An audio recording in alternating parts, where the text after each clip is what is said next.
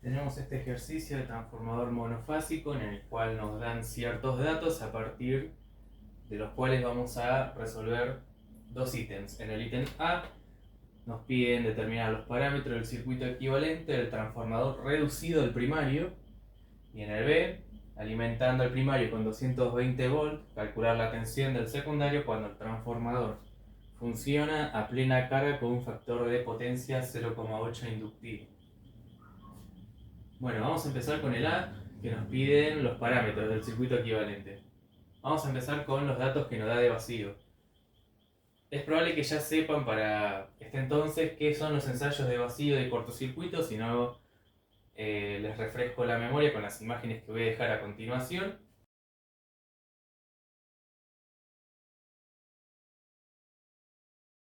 En el cual se puede ver cómo se colocan los instrumentos de medición, batímetro, amperímetro, voltímetro, para determinar estos valores que están por acá.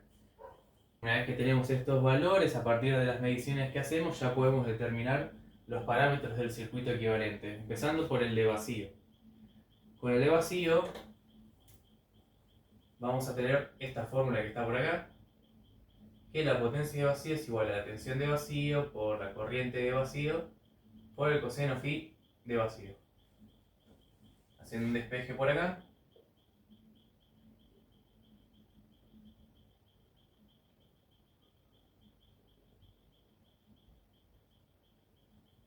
tenemos que, dividiendo la potencia de vacío entre la tensión de vacío, vamos a obtener la parte real de la corriente de vacío, que es denotada como la corriente subíndice P, las pérdidas reales que hay en el núcleo del transformador.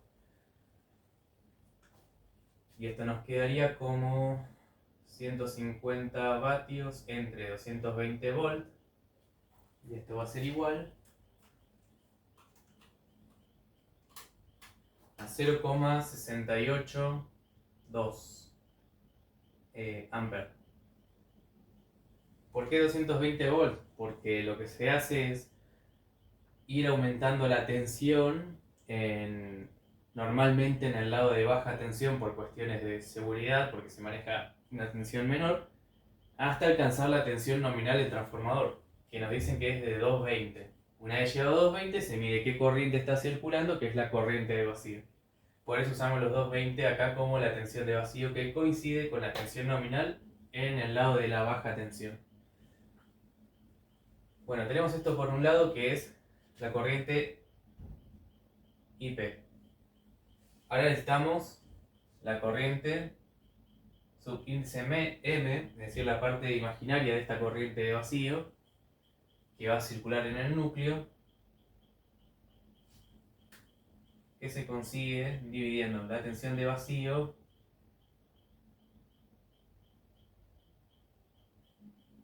entre lo que es la reactancia del núcleo de hierro. También le pueden dar subíndice Fe de hierro. De las dos, cualquiera de las dos maneras está bien.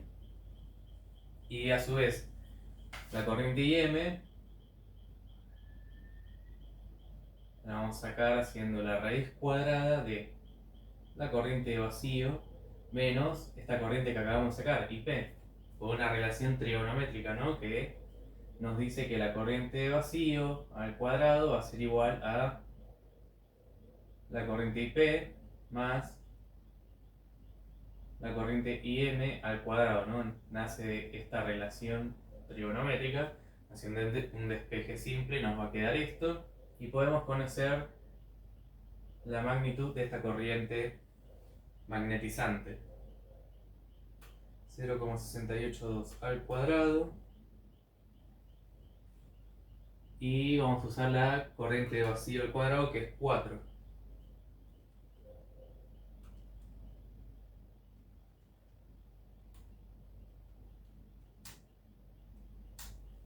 Y esto es igual a 1,88 amperes. Ahora que tengo esto, ya puedo conocer la reactancia del núcleo magnético, que va a ser la tensión de vacío, 220 volts, entre 1,88 amperes. y esto es aproximadamente 117,01 ohm. ¿Qué más nos falta? La resistencia del hierro, es decir, podríamos decir que en la rama transversal también hay unas pérdidas por las corrientes que circulen acá, que la vamos a determinar de la siguiente manera. Va a ser la tensión de vacío entre la corriente y P, la parte real. Entonces nos va a quedar 220 volts, que es la tensión de vacío, y a su vez la tensión nominal de la baja tensión, del lado de baja tensión, entre la corriente y P. Que esta la habíamos sacado por acá, es 0,682 ohm.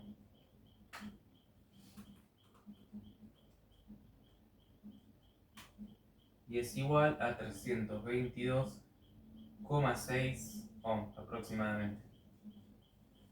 Bueno, la rama transversal ya tenemos todo, ahora nos falta la rama longitudinal, que si bien lo tenemos por acá los datos, una vez que obtengamos los valores hay que referirlos al primario, porque nos piden el circuito equivalente del transformador reducido al primario.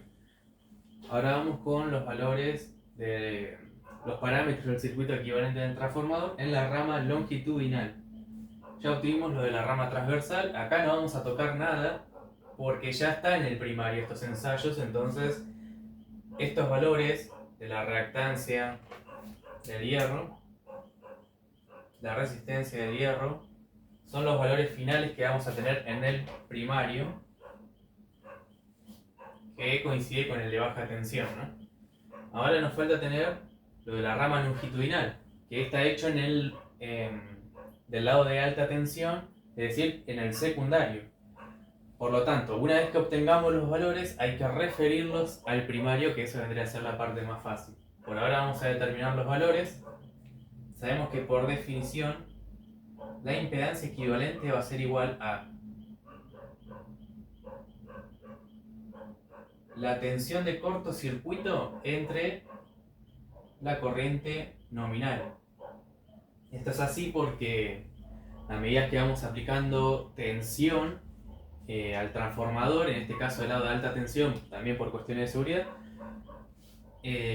vamos a ir elevando hasta que nos acerquemos a la corriente nominal. Una vez que tengamos la corriente nominal, ya obtuvimos la tensión de cortocircuito. Y con ella también la impedancia equivalente. La tensión de cortocircuito es de 10 volts.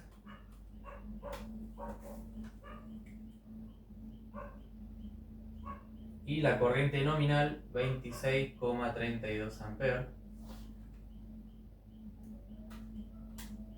Esto me da igual a 0,38 aproximadamente ohms. Vamos con la resistencia equivalente del transformador. Esto va a ser igual a la potencia de cortocircuito entre el cuadrado de la corriente nominal. ¿Por qué esto es así? ¿De dónde sale esta fórmula? Si desarrollamos, vamos a darnos cuenta que la potencia de cortocircuito va a ser igual a la tensión de cortocircuito por la corriente nominal por el coseno de phi entre el cuadrado de la tensión nominal, ¿no? La tensión nominal de arriba se me va con una de abajo, esto me va a quedar igual a la tensión de cortocircuito entre la corriente nominal, todo esto multiplicado por el coseno phi. Si se fijan, esto que tengo acá, la tensión de cortocircuito entre la corriente nominal, es exactamente la impedancia equivalente que habíamos sacado recién, pero multiplicado por el coseno phi, es decir, vamos a obtener la parte real de la resistencia equivalente, que es justamente lo que buscamos. Por eso aparece esta fórmula. Entonces, la resistencia equivalente va a ser igual a la potencia de cortocircuito, que es un dato, 75 vatios, entre la corriente nominal al cuadrado. La corriente nominal es esta, 26,32 amperes al cuadrado, Esto me da 0,108 ohm. Tengo la impedancia equivalente, tengo la resistencia equivalente, voy a obtener la reactancia equivalente aplicando una raíz cuadrada de la impedancia equivalente, es decir, 0,38 ohm,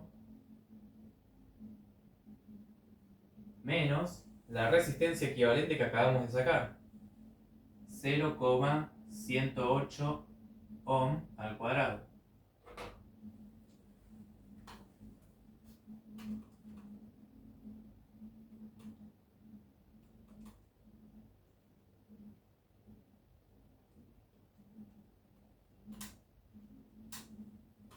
Esto me va a dar igual a 0,364 ohm.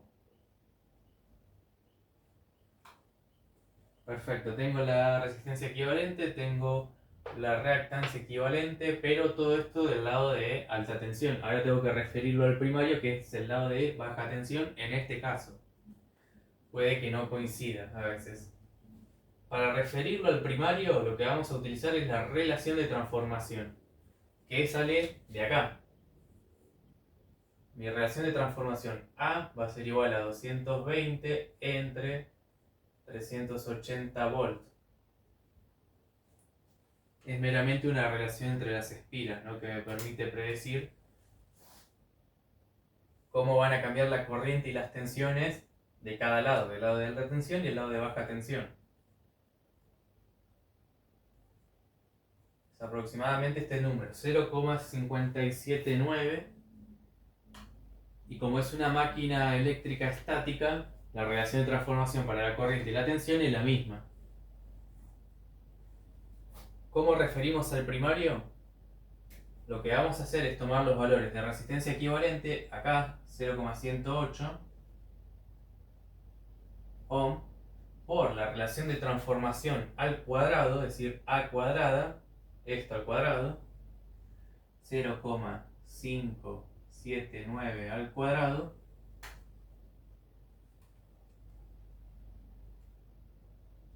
por 0,108 ohms, 0,036 ohm. Esto finalmente va a ser la resistencia equivalente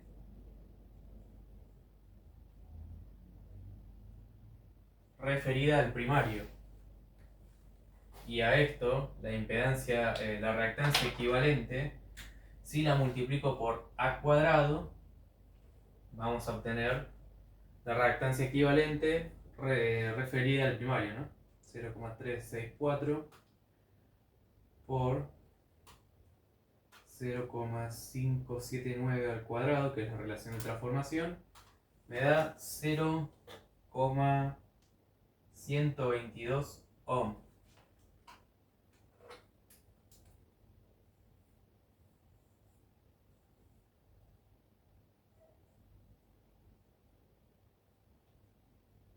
Esta es la respuesta.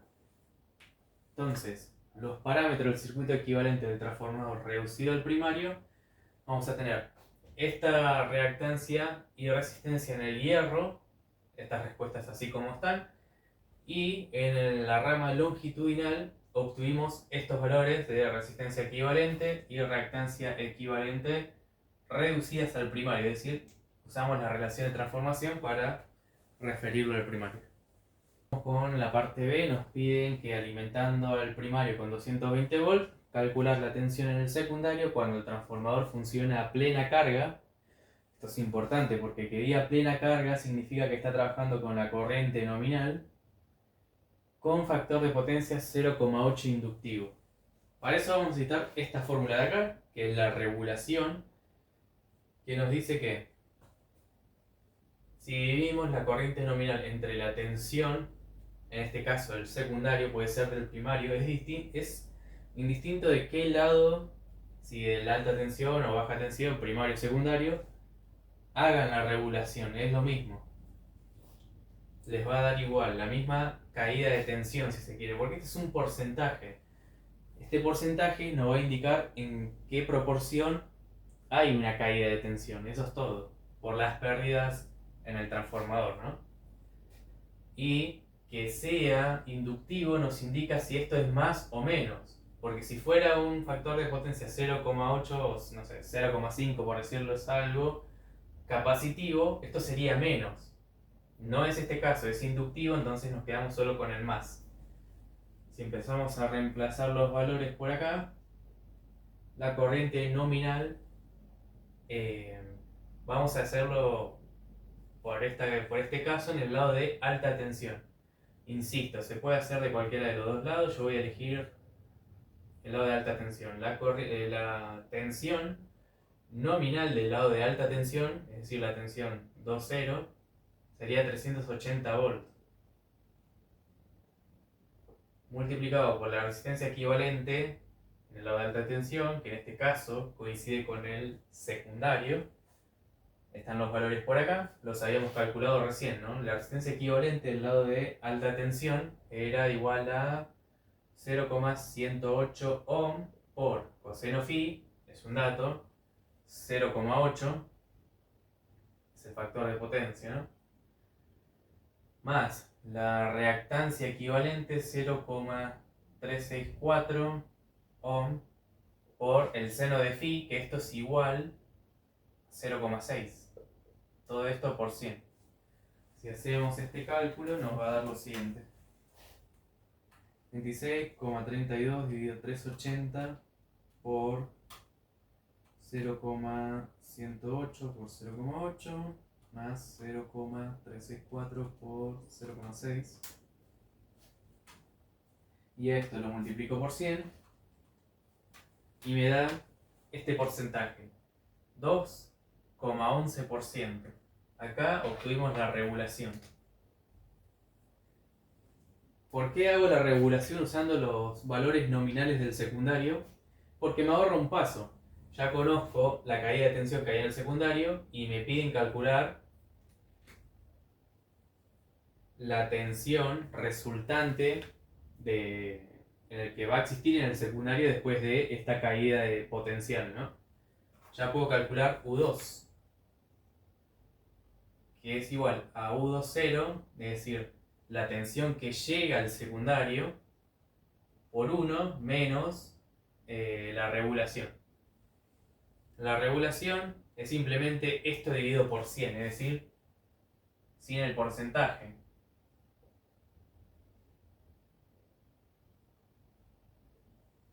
Es este valor de acá, 0,0211.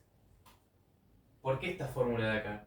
Por acá tenemos la tensión nominal, que es 380 volts por 1, es decir, 380 volts, y a esto le vamos a restar un porcentaje de 380 volts, que es 0,211. Este valor de regulación puedo usarlo de cualquier lado, el primario o el secundario le va a dar lo mismo. Entonces, acá operando nos queda 380 volts menos 8,02 volts.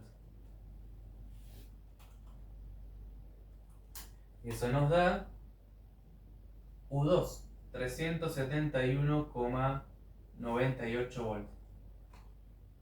Esta es la tensión resultante en el secundario teniendo en cuenta la caída de potencial por la rama longitudinal. Acá fíjense que tenemos en cuenta únicamente lo que es la corriente nominal,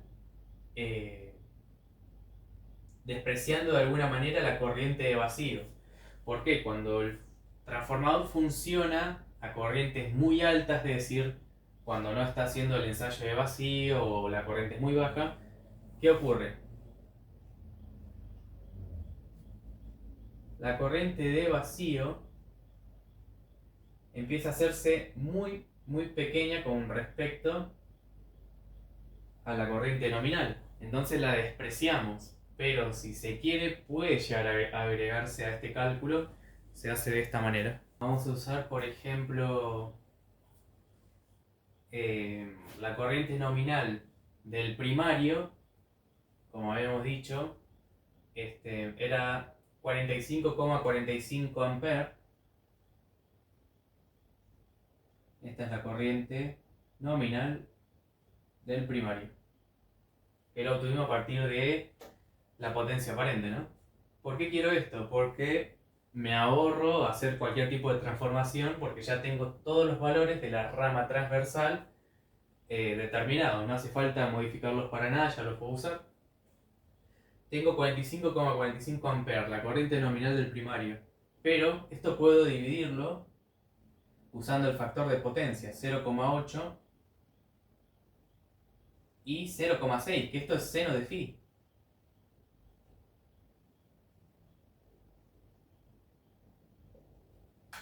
Entonces me quedaría 45,45 por 0,8, 36,36, y 45,45 por 0,6, 27,27 amperes. Si fijan, esta sería la parte real de mi corriente nominal y esta es la parte imaginaria. A esto le voy a sumar los valores obtenidos de la corriente de vacío, es decir, la parte real y la imaginaria. La parte real podríamos decir que es la corriente IP, que circula en el núcleo del transformador, y esto es lo que le vamos a sumar, ¿no? Y la corriente de la rama magnetizante la vamos a sumar a la parte imaginaria de nuestra corriente nominal del primario. Nos quedaría de la siguiente manera. Seguimos. Como sabemos, la corriente subíndice P era igual a 0,682 amperes, eso lo sacamos al principio del ejercicio. La corriente de la rama magnetizante era igual a 1,88 amperes, eso se lo voy a sumar a la parte imaginaria de mi corriente nominal del primario, y voy a hacer lo mismo con la parte real, ¿no? Nos da estas dos corrientes. ¿Qué pasa? Si yo saco el módulo de esto,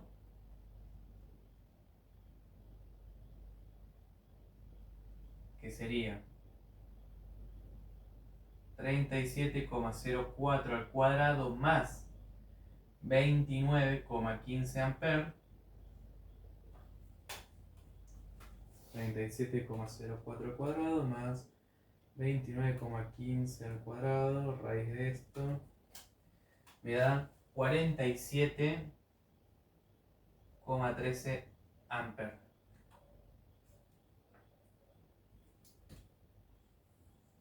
Esta es la verdadera corriente que va a circular en el primario. Entonces, si queremos una regulación un poquito más exacta, en vez de usar acá la corriente nominal, supongamos, del primario, que es la de 45,45, un poquito más exacto sería usar 47,13. Pero la diferencia es muy pequeña, entonces podemos considerar que la corriente nominal, cuando el transformador no funciona a bajas corrientes o no se le hace el ensayo de vacío, es muy superior a la corriente de vacío y por eso se la suele despreciar. ¿Terminamos el ejercicio? Sí, pero también podríamos agregar algo más a esto, que para mí simplifica un poco los cálculos, que es resolver al menos lo que es el inciso B con el método de usar los valores por unidad. Para determinar y resolver este ejercicio por el método por unidad, lo que vamos a usar es la impedancia equivalente entre la impedancia base, me va a dar la impedancia equivalente por unidad, ¿no? Que esto va a ser igual a la tensión de corto entre la tensión nominal. ¿Pero por qué se da esto? Es por lo siguiente. La impedancia equivalente la podemos determinar como por el ensayo, ¿no? La tensión de cortocircuito por la corriente nominal. Entre la tensión nominal, no me cuadraba algo. Ahora sí. La impedancia equivalente va a ser igual a la tensión de cortocircuito entre la intensidad nominal, que puedo reescribirla como la potencia aparente nominal entre la tensión nominal. Se me iría la tensión nominal de la potencia aparente nominal, me quedaría solo la corriente nominal. Es lo mismo, es otra forma de representar lo mismo, ¿no? Entonces, la impedancia equivalente sería intensidad de corriente de cortocircuito por la tensión nominal entre la potencia aparente nominal. Pero yo no quiero la impedancia equivalente, quiero la impedancia equivalente por unidad. Entonces, por definición, un valor cualquiera, si supongamos x por unidad, va a ser el valor de x real entre su valor base. Entonces, por eso, si yo tomo el valor real, que es la z equivalente, tengo que dividirlo por su base para que de esto me salga la impedancia por unidad.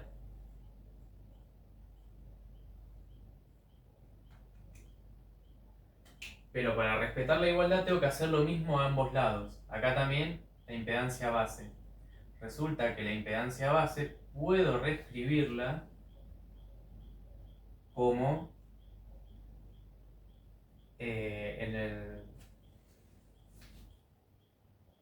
el denominador, como la potencia aparente nominal, y en el numerador lo que voy a poner para obtener la impedancia base, que va a ser otro valor base, por supuesto, tiene que ser la intensidad nominal, la intensidad al cuadrado base, que es la nominal. Entonces la z equivalente por unidad va a ser igual a tensión de cortocircuito por tensión nominal entre la potencia aparente nominal dividido la tensión base al cuadrado, o nominal, es lo mismo, entre la potencia aparente nominal.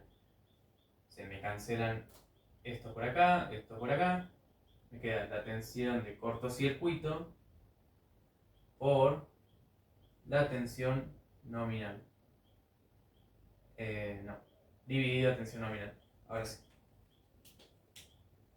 Esto va a ser igual a mi impedancia equivalente por unidad, es decir, volvimos acá. Es la forma de decir por qué esto es así. Por otro lado tenemos la resistencia equivalente por unidad, que tiene una historia parecida, es la potencia de cortocircuito entre la intensidad nominal al cuadrado. No, la potencia de cortocircuito a plena carga, full load, entre la potencia aparente base. De esto decimos que la potencia de corto era 75 vatios entre 10.000 y vemos cómo queda esto. Dividiendo en los valores por unidad, que si sacamos las definiciones, esto es bastante rápido. La resistencia equivalente por unidad me va a quedar 75 entre 10.000. Me parece que es 7,5 a la menos 3, sí. 7,5 por 10 a la menos 3 por unidad. Esto es adimensional, ¿no?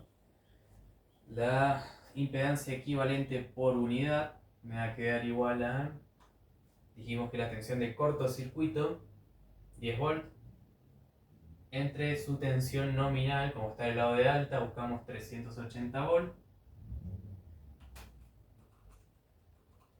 Esto es igual a 0,0263 por unidad. Y a partir de esto podemos sacar la reactancia inductiva equivalente, que va a ser igual a la raíz cuadrada de la impedancia equivalente por unidad, 0,0263 al cuadrado, menos la resistencia equivalente por unidad, que es 0,0075 al cuadrado. 0,0263 al cuadrado menos 0,0075 al cuadrado, raíz de esto me queda 0,0252 por unidad. Y ahí tenemos la reactancia inductiva equivalente en valores de por unidad. Tenemos este por acá, este por acá, este por acá. Y ahora podemos calcular la caída de tensión por unidad, que va a ser igual a la corriente por unidad. Eso va a depender de qué estamos usando, ¿no? Acá es plena carga. Entonces mi corriente nominal va a ser 1. No estamos funcionando como estamos funcionando a plena carga, acá vamos a colocar un 1, no vamos a poner ni 0,5 ni 0,8 porque es plena carga.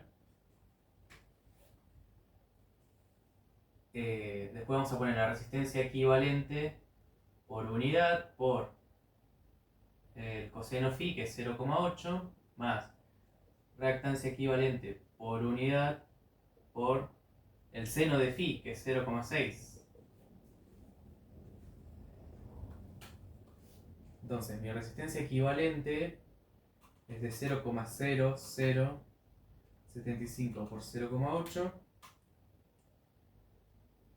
más 0,6 por mi reactancia inductiva equivalente, 0,0252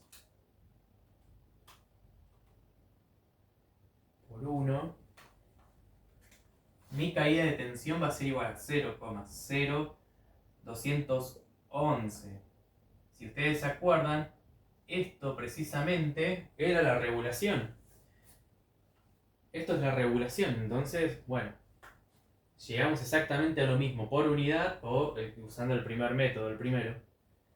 ¿Qué es lo importante de esto? Es que cuando usamos los valores en por unidad nos independizamos de alguna manera de esta relación de transformación de acá. Con lo cual, cualquiera de los dos métodos es completamente válido, pero puede que a veces resulte un poquito más rápido utilizar los valores en por unidad. Ahora bien, ¿por qué esto que está por acá es 1 en este caso? Para explicarlo con un poquitito más de rigurosidad, lo dejo por acá. La corriente por unidad la vamos a representar como la corriente real que circula entre la corriente base. Yo sé que la base es igual a la nominal. La que circula, nuevamente, es la nominal. Entonces, en este caso, no sé, supongamos que tengo que poner esta corriente de acá, 26,32 amperes, que es la nominal, que está circulando la corriente real, entre la corriente base, que también es la nominal, 26,32 amperes. Esto me da 1. Ahora, ¿qué pasa? Si mi corriente real que circula fuera, no sé, por ejemplo, la mitad, el 50%, esto sería 26, la mitad de 26 más o menos 13,15 más o menos amperes. Es la verdadera corriente que estaría circulando entre 26,32 amperes. Y esto me quedaría más o menos como 0,5 por unidad. Pero en este caso, como es plena carga, simplemente colocamos 1 por unidad, que es la corriente.